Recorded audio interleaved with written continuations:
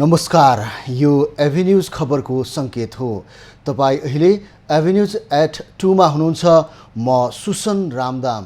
प्रारम्भमा मूल खबर। परराष्ट्र मन्त्री खड्का र भारतीय विदेश मन्त्री डाक्टर एस जयशंकर बीच भेटवार्ता, ऊर्जा, रासायनिक मल, विद्युत लगायतका विषयमा छलफल। जोर बिजोर लागू गर्न र सातामा 2 दिन सरकारी बिदा दिन नेपाल आयल निगमको आग्रह। इन्धनको भुक्तानीका लागि रकम उपलब्ध गराउन माग। बसन्तपुर स्थित गद्दी बैठक आजदेखि सर्वसाधारणका लागि खुला हुने, अतिरिक्त शुल्क तिर्नु नपर्ने दरबार हेरचाह अड्डाद्वारा जानकारी। रुसमाथि कडा प्रतिबन्ध लगाउन जेलेन्स्कीको पश्चिमा राष्ट्रसँग अपिल, निष्क्रिय प्रकृतिका प्रतिबन्धको आलोचना।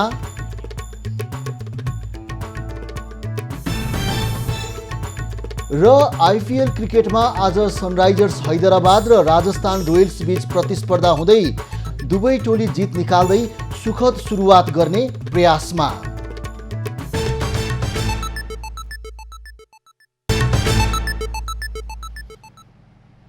अब खबरको सिलसिला प्रारम्भ गरौँ नेपाली कङ्ग्रेस केन्द्रीय समितिको बैठक सम्बन्धी प्रसङ्गबाट। नेपाली कङ्ग्रेसको केन्द्रीय समितिको बैठक आज सकिँदैछ।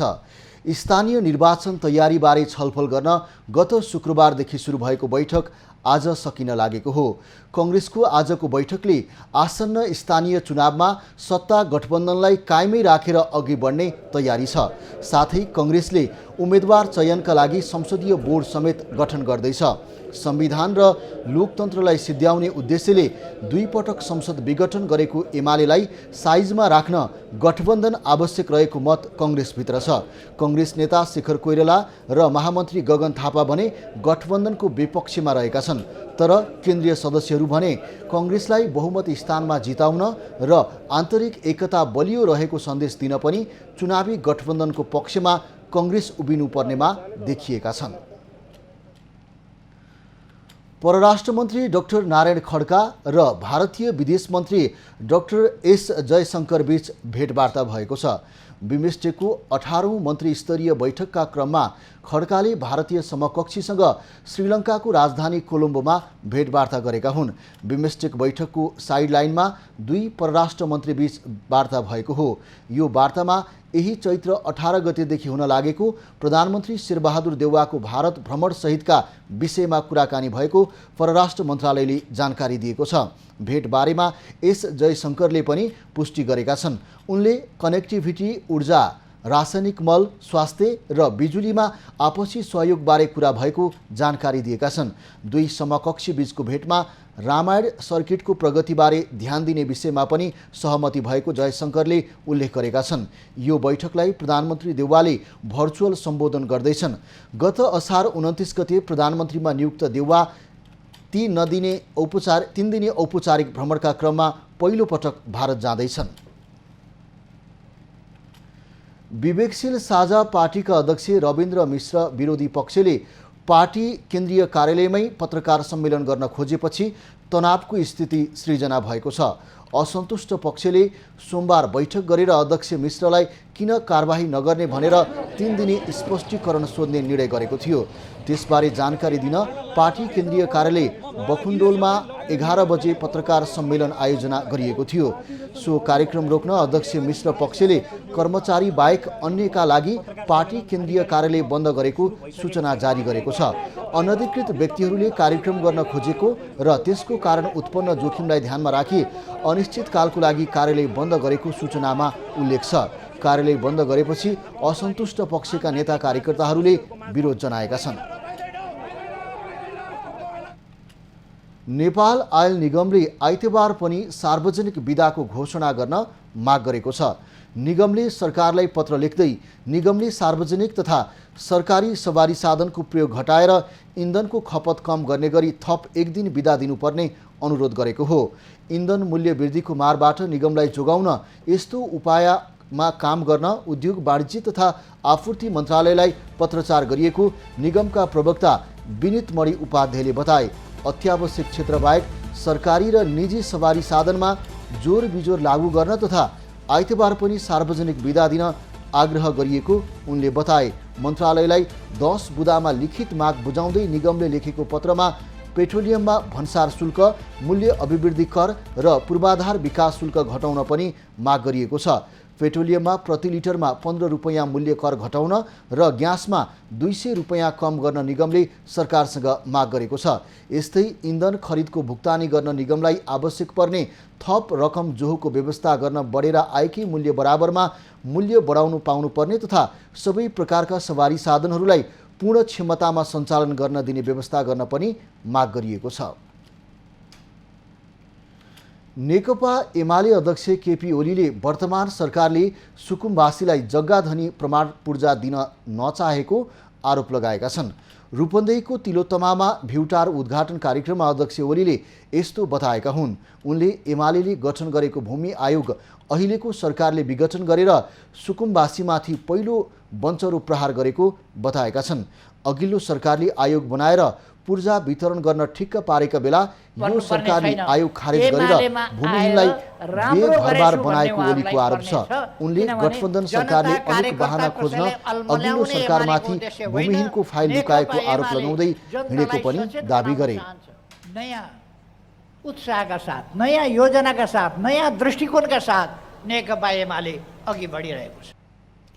प्रधानमन्त्री शेरबहादुर देउवाको भारत भ्रमणतर्फ लक्षित गर्दै ओलीले दिल्ली गएपछि फाइल भेटिन सक्ने टिप्पणी गरे। करिब 14 करोड रुपैयाँ लागतमा बनेको भ्युटावरको लागि शङ्करनगर वन विहार तथा अनुसन्धान केन्द्रको 30% र तिलोत्तमा नगरपालिकाको 70% लागत साझेदारीमा तयार भएको हो। नेकपा एकीकृत समाजवादीका अध्यक्ष माधव कुमार नेपाल टर्की प्रस्थान गरेका छन्। टर्कीको अंकारामा आयोजना हुने इको क्लाइमेट कन्फरेन्समा सहभागी हुन नेता नेपाल 30तर्फ प्रस्थान गरेका हुन्। नेपाल टर्किस एयरलाइन्सको उडानबाट इस्तानबुल हुँदै अंकारातर्फ प्रस्थान गर्ने कार्यक्रम छ। मार्च 29 देखि 31 सम्म अंकारामा हुने समिटलाई नेता नेपालले सम्बोधन गर्नेछन्। नेता नेपाल यही चैत्र 19 गते स्वदेश फर्कने कार्यक्रम रहेको छ। मोरङको लेटाङमा महिला प्रहरीको हत्या घटनामा संलग्न भएको आरोपमा 20 जना विरुद्ध प्रहरीले कर्तव्य ज्यान मुद्दामा अनुसन्धान अघि बढाएको छ। हत्या आरोपी विरुद्ध कर्तव्य ज्यान मुद्दा चलाउन अदालतबाट म्याद थपेर गरेर अनुसन्धान अघि बढाइएको मोरङ प्रहरीले जनाएको छ। कर्तव्य ज्यान मुद्दामा 1 जना महिलासहित 20 जनामाथि प्रहरीले अनुसन्धान गरिरहेको छ। शिक्षक मनोज पौडेलले कक्षा 7 मा अध्ययनरत 14 वर्षीय एक छात्रालाई यौन दुर्व्यवहार गरेको घटनाले उग्र रूप लिँदा चैत्र 6 गते प्रहरी जवान 26 वर्षीय उर्मिला श्रेष्ठको हत्या भएको थियो। लेटाङ घटनामा संलग्न भएको आशंकामा अहिलेसम्म 49 जनालाई प्रहरीले पक्राउ गरेको छ। पक्राउ परेका मध्ये 29 जना विरुद्ध अभद्र व्यवहारको मुद्दामा अनुसन्धान भइरहेको प्रहरीको भनाइ छ। घटनाको अनुसन्धान अझै जारी रहेकाले थप आरोपी पक्राउ पर्न सक्ने प्रहरीले जनाएको छ। घटना अनुसन्धान केन्द्रीय अनुसन्धान ब्युरो, प्रदेश 1 प्रहरी कार्यालय विराटनगर र जिल्ला प्रहरी कार्यालय मोरङले संयुक्त टोलीले अनुसन्धान गरिरहेको छ। शिक्षक सेवा आयोगको स्थायी शिक्षकको परीक्षा आजदेखि सुरु भएको छ। आयोगले 17,332 शिक्षकको लागि परीक्षा लिएको हो। पहिलो दिन माध्यमिक तहका शिक्षकको परीक्षा हुनेछ। माध्यमिक तहको परीक्षामा 1,552 पदका लागि 154 केन्द्र निर्धारण गरिएको छ। आयोगका अनुसार झण्डै 1,552 माध्यमिक शिक्षक पद पूर्ति गर्न 35,556 जनाले आवेदन दिएका छन्। निम्न माध्यमिक तहमा 2,598 र प्राथमिक तहका लागि 13,093 शिक्षकको विज्ञापन खुला गरिएको छ। बिहिबार निम्न माध्यमिक र शनिबार प्राथमिक र सोमबार आन्तरिक बढुवातर्फको परीक्षा हुने शिक्षक सेवा आयोगले जनाएको छ। कालीकोटको नरहरिनाथ गाउँपालिकाका 8 बसन्तपुर गाउँस्थित रूपन्देही आधारभूत विद्यालयका विद्यार्थीले रूपादेवी आधारभूत विद्यालयका विद्यार्थीले जीर्ण भवनमा बसेर जोखिमपूर्ण अवस्थामा अध्ययन गर्नुपर्ने बाध्यता हटेको छ। प्लान इन्टरनेसनल र किडाक नेपालको झण्डै 85 लाख रुपैयाँ सहयोगमा विद्यालय भवन निर्माण भएपछि कक्षा कोठामा ढुङ्गा माटो खस्ने समस्या समाधान भएको हो। पक्की भवनसँगैका नयाँ संरचनाले पठन पाठनमा सुधार आउने अपेक्षा गरिएको छ। विद्यालयको 4 कोठी अपाङ्ग मैत्री भवन निर्माण गरिएको हो। विद्यालयमा छात्र मैत्री शौचालय र बाल मैत्री धारा समेत विद्यालयमा निर्माण गरिएको छ। स्वास्थ्य तथा जनसङ्ख्या मन्त्रालयले चैत्र 25 गतेदेखि वैशाख 18 गतेसम्म देशभर टाइफाइड विरुद्धको खोप निशुल्क दिने भएको छ। स्वास्थ्य मन्त्रालयले 15 महिनादेखि 15 वर्षसम्मका बालबालिकालाई यही 25 गतेदेखि वैशाख 18 गतेसम्म खोप अभियान सञ्चालन गर्न लागेको हो। मन्त्रालयले तोकिएको मितिमा नजिकैको खोप केन्द्रमा लगेर आफ्ना बालबालिकालाई अनिवार्य रूपमा खोप लगाउन समेत आग्रह गरेको छ। साथै मन्त्रालयले टाइफाइड विरुद्धको खोप अभियानपछि पनि यसलाई नियमित खोप कार्यक्रमभित्र समावेश गरेर लैजाने समेत जनाएको छ। खबरको सिलसिला अझै जारी छ, हामीसँगै रहनुहोला।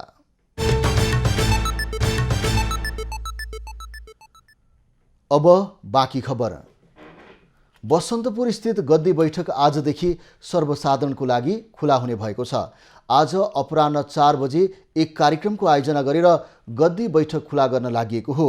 अब सर्वसाधारणले बैठकको तल्लो तलामा रहेका 3वटा ग्यालरीमा ऐतिहासिक हात हतियार र वृत्तचित्र हेर्न सक्ने दरबार हेरचाह अड्डाले जनाएको छ। गद्दी बैठक अवलोकनको लागि सर्वसाधारणले अतिरिक्त शुल्क तिर्नु नपर्ने पनि अड्डाले जनाएको छ। 2072 वैशाखको विनाशकारी भूकम्पले क्षति पुर्याएपछि सो स्थल बन्द भएको थियो। गद्दी बैठक अमेरिकाको एम्बासडर्स फन्ड फर कल्चरल प्रिजर्भेसन अन्तर्गत मियामोटो भन्ने कम्पनी र संस्कृति सम्पदा कोषले $7 लाख सहयोगमा पुनर्निर्माण गरेर 2075 सालमै हस्तान्तरण गरेको थियो। गद्दी बैठक तत्कालीन प्रधानमन्त्री चन्द्र शमशेरको पालामा बनेको हो। राज्यको महत्त्वपूर्ण बैठक र विदेशी पाहुनालाई ओहदाको प्रमाणपत्र दिनको लागि यसको प्रयोग गरिन्थ्यो। दोलखाको जिरीमा रहेको रेम्बोले कालीदेवी मन्दिरको संरक्षणको अभावमा जीर्ण बन्दै गएको छ। मङ्सिर पूर्णिमाको दिन मेला लाग्ने यो मन्दिर जीर्णोद्धार नहुँदा ओझेलमा पर्दै गएको छ।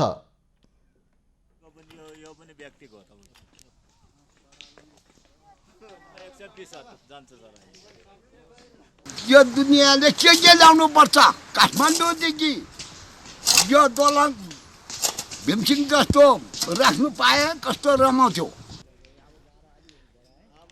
मनले पूरा गरिदिने विश्वासका साथ मन्दिरमा मानिसको भिड लाग्ने गर्छ। आर्थिक अभावका कारण मन्दिरमा धारा, शौचालय, पार्किङ लगायतका भौतिक पूर्वाधारको समस्या रहेको छ। व्यवस्था गर्दैछौँ हामी। अब मन्दिरलाई यति व्यवस्था गर्यो, अब फेरि टोयलेटहरूको व्यवस्था, रोडको व्यवस्था जो बिचारै 1-2 वर्षभित्रमा यस लगभग सबै क्लियर हुन्छ राम्रो। जिरी नगरपालिकाको सहयोगमा अहिले मन्दिर वरिपरि तारबार गर्ने काम भइरहेको छ। मन्दिरमा चढाएको भेटी पारदर्शी नहुँदा पनि मन्दिर आर्थिक अभावबाट गुज्रिएको कतिपय स्थानीयको भनाइरहेको छ। 2056 सालमा असुरक्षाको कारण देखाउँदै बन्द गरिएको कञ्चनपुरको महेन्द्रनगर स्थित मजगाउँ विमानस्थल झण्डै 2 दशकपछि निर्माण कार्य सुरु भएको छ। विमानस्थल निर्माणको लागि ठेक्का प्रक्रिया मार्फत विमानस्थलको धावन मार्ग निर्माण कार्य अगाडि बढेको महेन्द्रनगर विमानस्थलले जनाएको छ। विमानस्थलको निर्माणको लागि 45 करोड 66 लाख 24 हजार रुपैयाँमा ठेक्का सम्झौता भएको छ। अब यो सबै जग्गाको कुराहरू चाहिँ समयमै सर्ट आउट भयो भने चाहिँ त्यो अवधिमा 3 वर्ष नभइकन हामीले 1.5 देखि 2 वर्षसम्म पनि काम सक्छौँ भन्ने चाहिँ हामीले लागेको छ। अब त्यो चाहिँ नेपाल सरकारले कति छिटो चाहिँ हामीलाई चाहिँ त्यो एरिया चाहिँ उपलब्ध भएर खाली गराउन सक्यो भने हामीले चाहिँ त्यो काम समयमै तोकेको समयभन्दा अगाडि नै हामीले सक्छौँ। त्यस्तै मजगाउँ विमानस्थल पुनः सञ्चालन समिति संयोजक रमेश चन्दले विमानस्थल निर्माण सम्पन्न भएर सुदूरपश्चिममा पर्ने कञ्चनपुर जिल्लाको पर्यटक विकासको ढोका खोल्ने बताए। त्यत्रो जनमानसहरू यात्रुहरू यहाँबाट गइरहेछन् भनेमा भोलि यो एयरपोर्ट चल्दैन भन्ने कुरा आउँछ पनि सुनिएको थियो। तर यो एयरपोर्ट नचल्ने कुनै सम्भावना नै हुँदैन। मलाई लाग्छ कि सबभन्दा व्यस्त एयरपोर्ट यो हुनसक्छ। त्यस्तै भीमदत्त नगरपालिका वडा नम्बर 16 का वडाध्यक्ष सुरेन्द्र विष्टले विमानस्थल निर्माणको लागि यस क्षेत्रका स्थानीय तहका जनप्रतिनिधिहरूले चुनावी घोषणापत्रमा नै राखेकाले सबैको सहमतिमा निर्माण कार्य सुरु भएको बताए। अहिले एयरपोर्ट सञ्चालनमा आउने भयो, काम चलिरहेछ र अनि अबको दिनमा के गर्नु पर्यो भने के अरे केन्द्रले बजेट चाहिँ हालिदिने र बजेट सम्पूर्ण बजेट हालिदियो भने हाम्रो चाहिँ एकदम चल्छ अनि हाम्रो पर्यटक क्षेत्र पनि हो यो। अहिले विमानस्थलको धावन मार्गको रोलिङ र फिलिङको काम सुरु भएको छ। विभिन्न चरणमा निर्माण गरिन लागेको विमानस्थलको पहिलो चरणमा 1525 मिटर क्षेत्रमा धावन मार्ग निर्माण गरिनेछ। धनुषामा मोटरसाइकल दुर्घटना हुँदा 4 जना बालकको मृत्यु भएको छ। सबैला नगरपालिका 2 मा सोमबार साँझ J6P6739 नम्बरको मोटरसाइकल अनियन्त्रित भएको दुर्घटनामा परि 4 बालकको मृत्यु भएको प्रहरीले जनाएको छ। 1 जना घाइते भएका छन्। दुर्घटनामा सबैला 2 बस्ने 12 वर्षीय लक्ष्मी यादव, वर्ष 15 का राहुल यादव, 14 वर्षका सुमित यादव र वर्ष 12 का विकास यादवको मृत्यु भएको छ। राहुल मोटरसाइकल चालक हुन्। दुर्घटनामा 19 वर्षका सुरेन्द्र यादव घाइते भएका छन्। एउटै मोटरसाइकलमा 5 जना सवार रहेको मोटरसाइकल दुर्घटनामा परेको प्रहरीले जनाएको छ। श्रम मन्त्री कृष्ण कुमार श्रेष्ठले विदेश जाने कामदारको स्वास्थ्य परीक्षणमा हुने गरेको सिन्डिकेट अन्त्य गरिनुपर्ने बताएका छन्। श्रेष्ठले स्वास्थ्य परीक्षणमा हुने मनोमानी अन्त्य गर्न मलेसिया सरकारसँग गम्भीर छलफल गर्ने सोच रहेको बताएका छन्। सोमबार मन्त्रालयमा आयोजित पत्रकार सम्मेलनमा श्रम मन्त्री कृष्ण कुमार श्रेष्ठले विदेश जाने कामदारको स्वास्थ्य परीक्षणमा हुने सिन्डिकेट अन्त्य गर्न आफू गम्भीर रहेको बताए।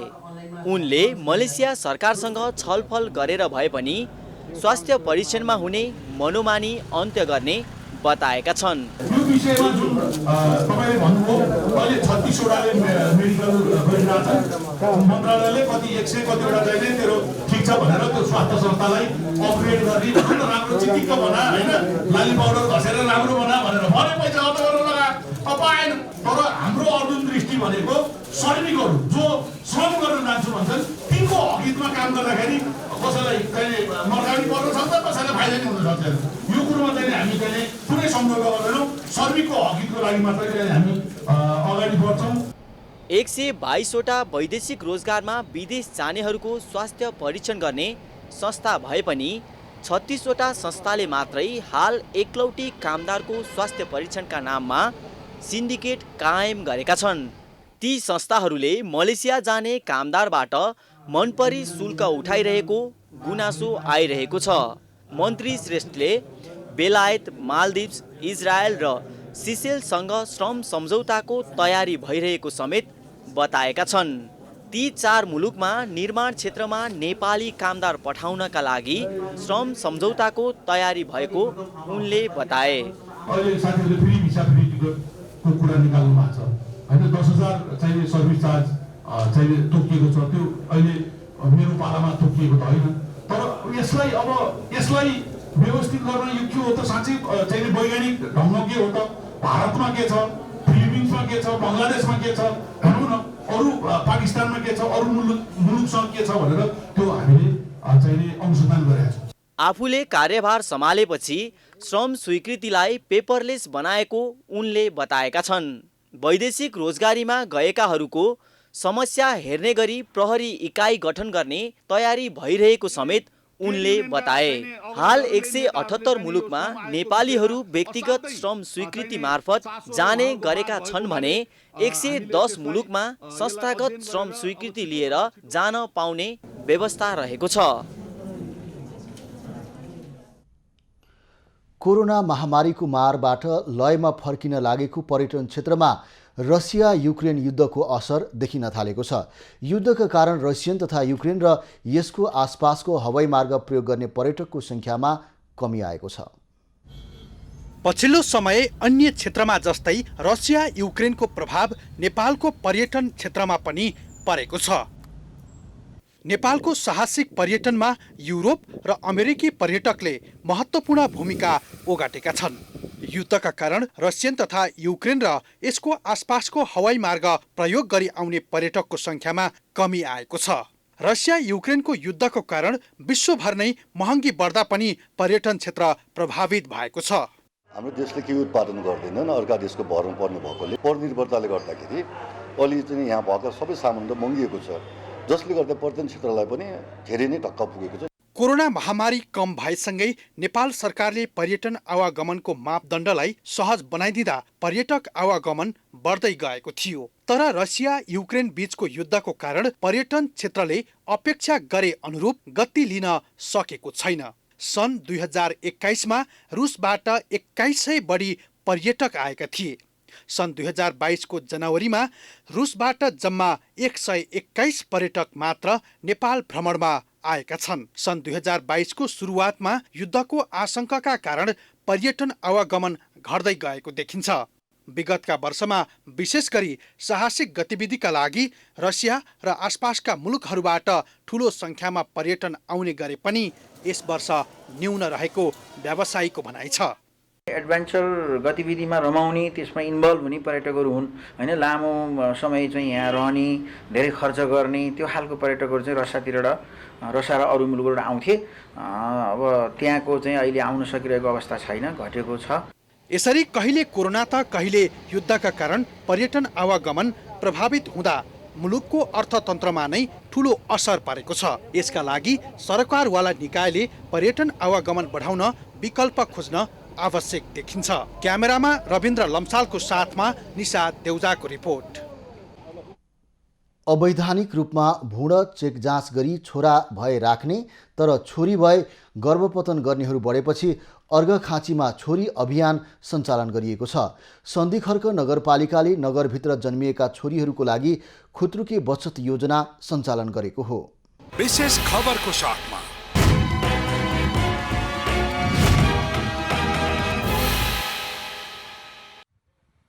अर्घाखाँचीको सन्धिखर्क नगरपालिकाले नगरभित्र जन्मिएका छोरीहरूको लागि नगर प्रमुख खुत्रुके बचत योजना सञ्चालन गरेर 3000 रुपैयाँ बचत गरिदिने भएको छ। सन्धिखर्क नगरपालिका सहित जिल्लाभर छोराको तुलनामा छोरीहरू कम जन्मन थालेपछि छोरी जन्माउने परिवारमा उत्साह थप्न नगरपालिकाले बचत योजना सुरु गरेको हो। नगरपालिकाले छोरीको खातामा रकम जम्मा गर्न सुरु गरेपछि अभिभावकहरू पनि खुसी भएका छन्। छोरी जन्माउनेहरूको लागि प्रोत्साहन स्वरूप खुत्रुकी बचत खाता बचत गर्ने बानी बसोस् भनेर नगरपालिकाले प्रोत्साहन स्वरूप दिएको 3000 रुपैयाँ लिएर राम्रै भएछ। भ्रूण चेक जाँच गरी छोरा भए राख्ने तर छोरी भए गर्भपतन गर्नेहरू बढेपछि छोरी जन्मिए उनीहरूको खातामा साउनदेखि यता जन्मिएका छोरीहरूको निशुल्क खाता खोली रकम जम्मा गरिदिने सन्धिखर्क नगरपालिकाले जनाएको छ। 2078 साल साउनदेखि साउन 1 गतेदेखि यता जसले छोरीलाई जन्म दिनुहुन्छ त्यो छोरीको खातामा हामीले 3000 राखिदिने भनेर एउटा निर्णय गरेका थियौँ। त्यो यी निर्णय बमोजिम नगर प्रमुख खुत्रुके बचत योजना सञ्चालन भएको हो। त्यो किन छोरी जन्मिएपछि दुखी हुने हाम्रो समाजको परम्परालाई निर्मूल पार्न अभियान सुरु गरिएको नगर प्रमुख कमल प्रसाद भुसालले बताए। अभिभावकको भूमिका पनि नगरपालिकाले निर्वाह गर्छ भन्ने मान्यता स्थापित गर्ने योजना सुरु गरिएको उनको भनाइ छ। पछि गएर छोरीलाई पढ्नको लागि, विवाहको लागि, उपचारको लागि सजिलो होला भन्ने हिसाबले हामीले यो भर्खरै चेक हस्तान्तरण गरेका छौँ। नगरपालिकाको यो योजनाले लिङ्ग पहिचान गरेर सन्तान जन्माउने परिपाटीको अन्त्य हुने विश्वास गरिएको छ। प्रेम नारायण आचार्य, अर्घाखाँची।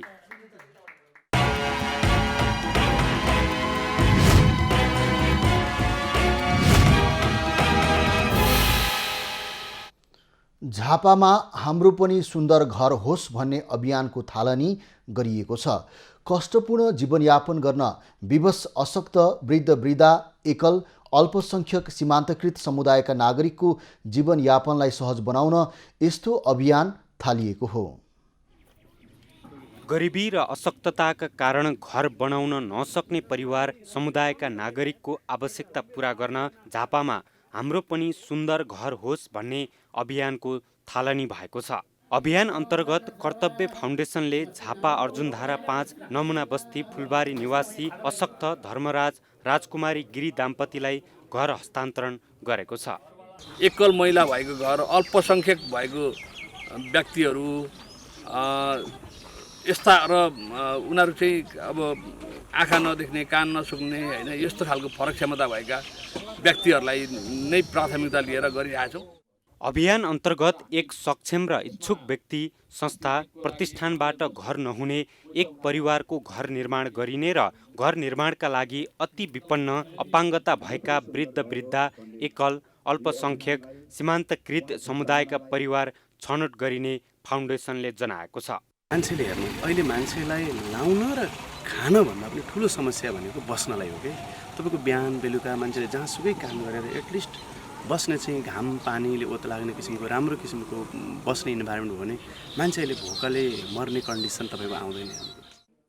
कर्तव्य फाउन्डेसनले गरिब, विपन्न, असहाय, वृद्ध-वृद्धा, एकल महिला र अपाङ्गता भएका परिवारका लागि 100 घर बनाउने लक्ष्य राखेको जनाएको छ। साथै फाउन्डेसनले पहिलो चरणमा यो कार्यक्रम जिल्लाका 3 स्थानीय तह बिर्तामोड, अर्जुनधारा र कन्काई नगरमा अघि बढाइने जनाएको छ।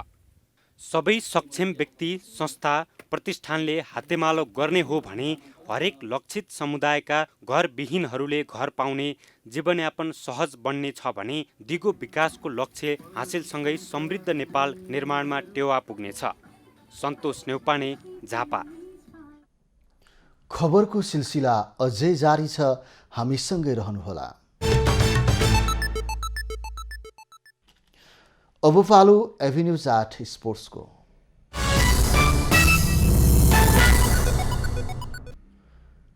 त्रिकोणात्मक टी20 अन्तर्राष्ट्रिय सिरिज अन्तर्गत मलेसिया र पपुवा न्युगिनी PNG बीच प्रतिस्पर्धा जारी छ। टियु क्रिकेट मैदानमा भइरहेको खेलमा मलेसियाले टस जितेर पहिले ब्याटिङ रोजेको हो। मलेसियाले ब्याटिङ रोजेपछि PNGले सुरुवातमा बलिङ गरिरहेको छ। आजको खेलमा PNG पहिलो जितको खोजीमा हुनेछ।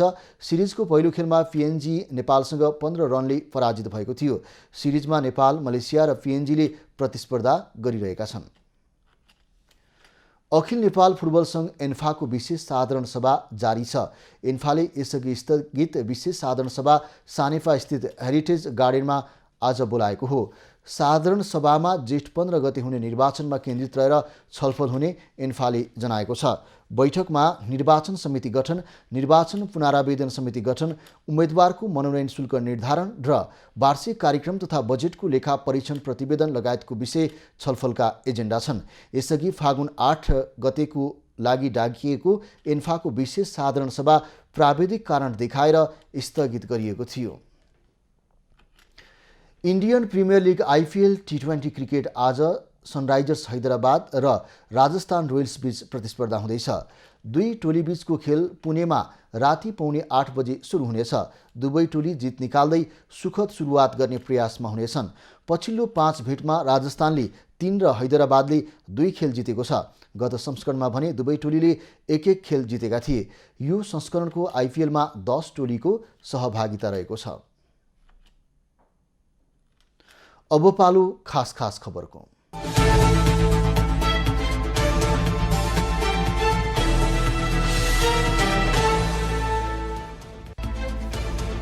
संघीय संसदको संसदीय सुनवाई समितिले सर्वोच्च अदालतको लागि प्रस्तावित न्यायाधीश दिलप्रसाद श्रेष्ठको नाम आज अनुमोदन गर्दैछ। समितिले आह्वान गरेको समय सीमामा उजुरी नपरेपछि श्रेष्ठलाई सुनवाई समितिको आजको बैठकले अनुमोदन गर्न लागेको हो। समितिको बैठकमा श्रेष्ठसँग उहाँको रुचि र चासोको विषयमा छलफल गरेर समितिले नाम अनुमोदन गर्न लागेको हो। पोखरा महानगरपालिकाकी उपप्रमुख मञ्जु देवी गुरुङको संयोजकत्वमा 11 सदस्यीय न्यायिक समिति महासङ्घ गठन भएको छ। पोखरामा सम्पन्न राष्ट्रिय सम्मेलनले गुरुङको संयोजकत्वमा महासङ्घ गठन गरेको हो। समितिले न्यायिक समितिका अनुभव साझेदारी गर्ने तथा संविधान र ऐनको प्रभावकारी कार्यान्वयनमा सघाउने बताइएको छ। 14 बुँदे घोषणापत्र जारी गर्दै सम्मेलन समेत सकिएको छ। डोटीको पूर्वी चौकी 7 पोखरीको 3 मा ट्र्याक्टर दुर्घटना हुँदा 1 जनाको मृत्यु भएको छ भने 1 जना घाइते भएका छन्। मृत्यु हुनेमा ट्र्याक्टर चालक ज्ञानबहादुर चौधरी रहेका छन्। घाइते चौरापट्टी गाउँपालिका 3 का नरबहादुर भुलको जिल्ला अस्पताल डोटीमा उपचार भइरहेको छ।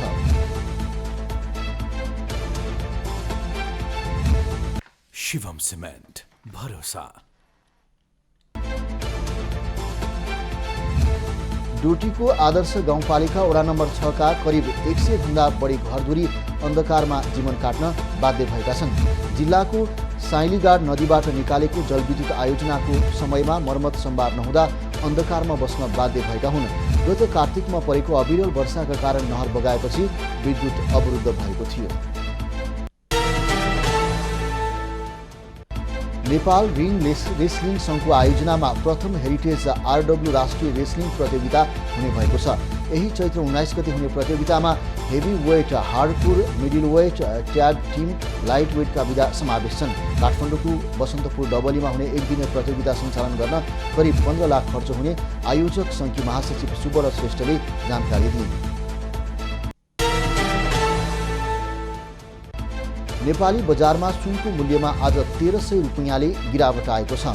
आज सुनको मूल्य तोलामा 79,200 रुपियाँमा झरेको नेपाल सुनचाँदी व्यवसायी महासङ्घले जनाएको हो। हिजो सुनको भाउ तोलामा 1,05,000 रुपियाँमा कारोबार भएको थियो। यस्तै आज चाँदीको मूल्यमा पनि गिरावट आएको छ। चाँदी तोलामा 10 रुपियाँले घटेर 1370 रुपियाँमा कारोबार भइरहेको महासङ्घले जनाएको छ। सडक पेटीमा रहेका पसल हटाउने क्रममा बुटवल नगरपालिकाका नगर प्रहरी र व्यवसायी बीच झडप भएको छ।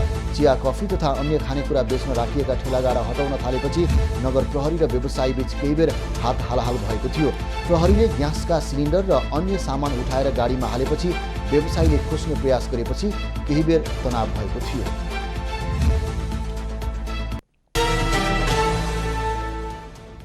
प्रहरी प्रधान कार्यालयले 36 जना नायब निरीक्षक डीएसपीको नियमित सरुवा गरेको छ। मानव स्रोत तथा प्रशासन विभागले डीएसपी सरुवामा केही इलाका प्रहरी कार्यालयका प्रमुख तथा केही जिल्लाका डीएसपीको पनि सरुवा भएको छ। उपत्यकाका 2 वृत्त प्रमुख फेरिएका छन्। त्यस्तै प्रहरीको 6 प्रहरी उपरीक्षकको पनि काज सरुवा भएको छ।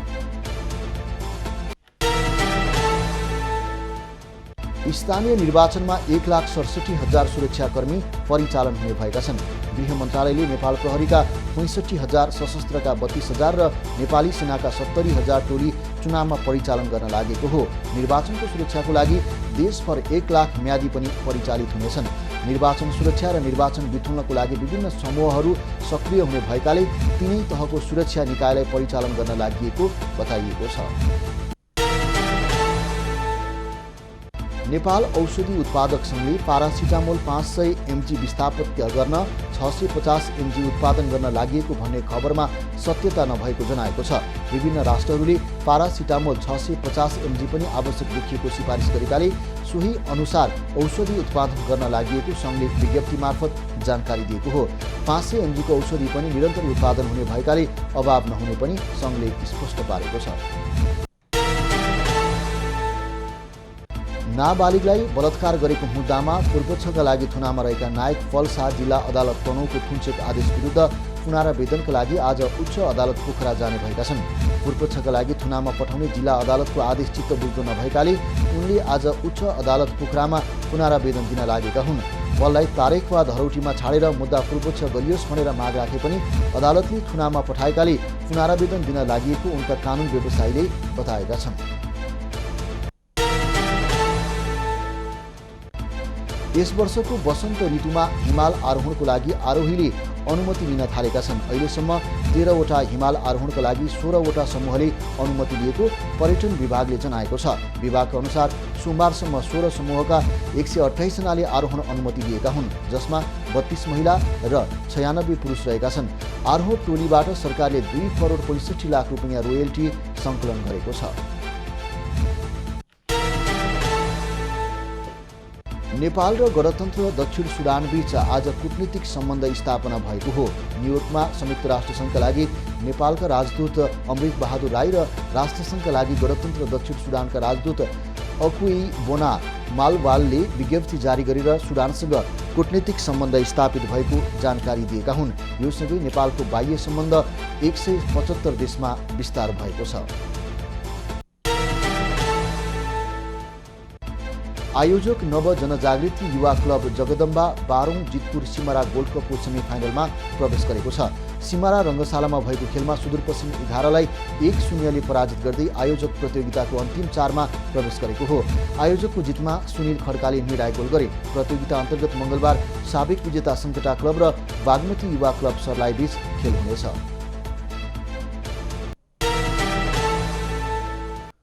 अब पालो एभिन्यूज एट मौसमको।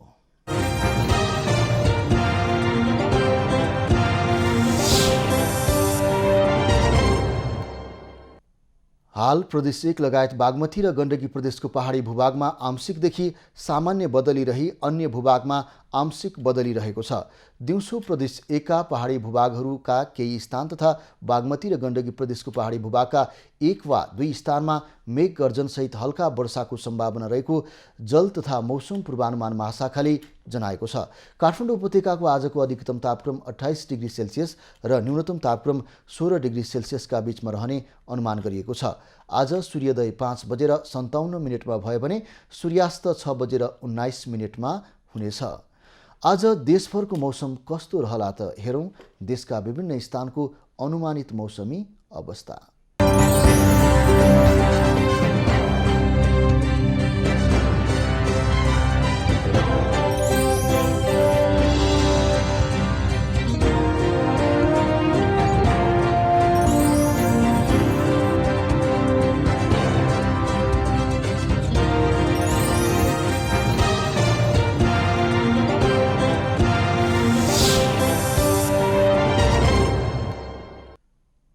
अहिलेलाई खबरको क्रम यति नै। एभिन्यूज खबरका यी सहित अन्य विस्तृत खबरको लागि www.avenews.tv लगइन गर्न सक्नुहुनेछ। युट्युब, फेसबुक र ट्विटरमा पनि हामीलाई फलो गर्न सकिनेछ। खबरभित्रको खबरको लागि हेर्दै रहनुहोला एभिन्यूज खबर। नमस्कार।